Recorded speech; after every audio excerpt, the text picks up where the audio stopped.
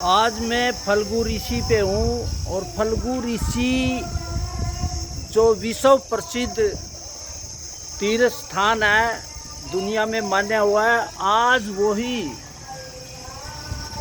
फल्गु तीर्थ नशेड़ियों के कब्जे में आया हुआ है। हमारे गांव की पंचायत, यहाँ के मौजूद आदमी और गांव वालों की इतनी शर्म की बात है, जो विश्व प्रसिद्ध फल्गु ऋषि महाराज जी से हम भगवान का रूप करते हैं, उसी फल्गु ऋषि पे आज नशा का अड्डा बना हुआ है। मेरा सभी गांव वासियों से निवेदन है कि आप फल्गु तीर्थ को नशा मुक्त किया जाए।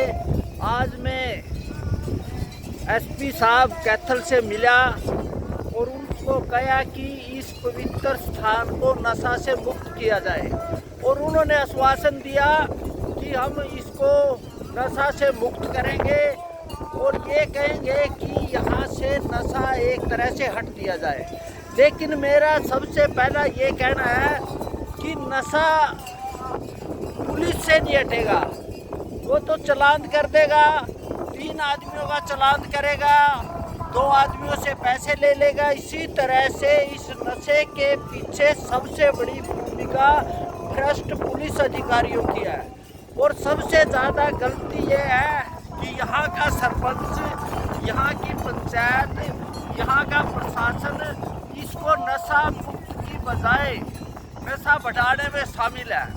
मेरा सभी गाँव वासियों से निवेदन है कि नौजवान बच्चे जिनका भविष्य है, आज यहाँ गांव की हर गली में नशे की दुकान खुली हुई है, और उस दुकान में कोई भी रोकने वाला नहीं है।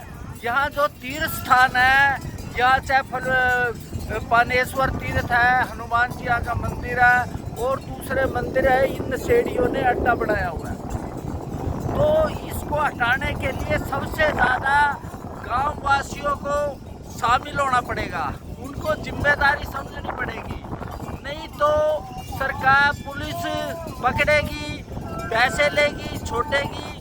और सबसे बड़ी बात है, ये नशा आता कहाँ से है।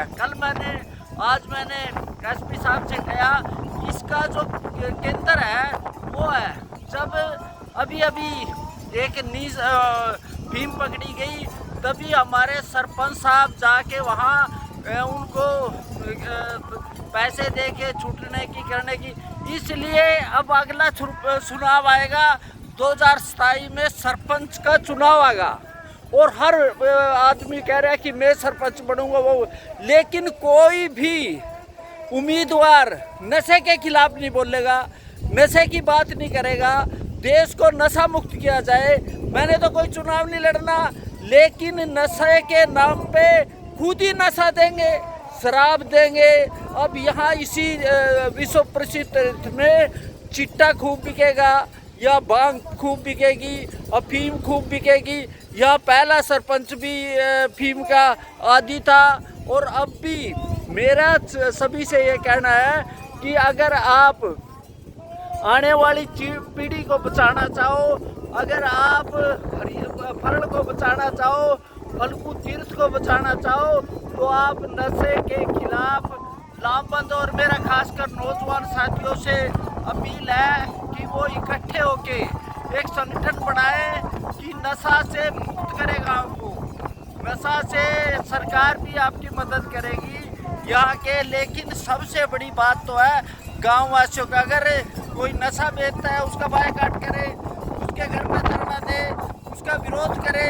लेकिन दूसरी तरफ यहाँ धड़ल्ले से नशे के कारोबारों की वो चौधरी बने हुए हैं, और पुलिस को कोई डर नहीं है, क्योंकि अगर वो पड़ेंगे यहाँ से उठा के लेंगे, रास्ते में पैसे लेके छोड़ देंगे। और सबसे बड़ा मेरा ये कहना है कि आप गांव के लोग अगर इकट्ठे हो जाए तो ऐसी कोई बात नहीं है। गांव से शराब के अड्डे भी खत्म हो सकते हैं, ये चिट्टा वाले भी खत्म हो सकते हैं, भांग वाले भी खत्म हो सकते हैं, अफीम भी खत्म हो सकती है।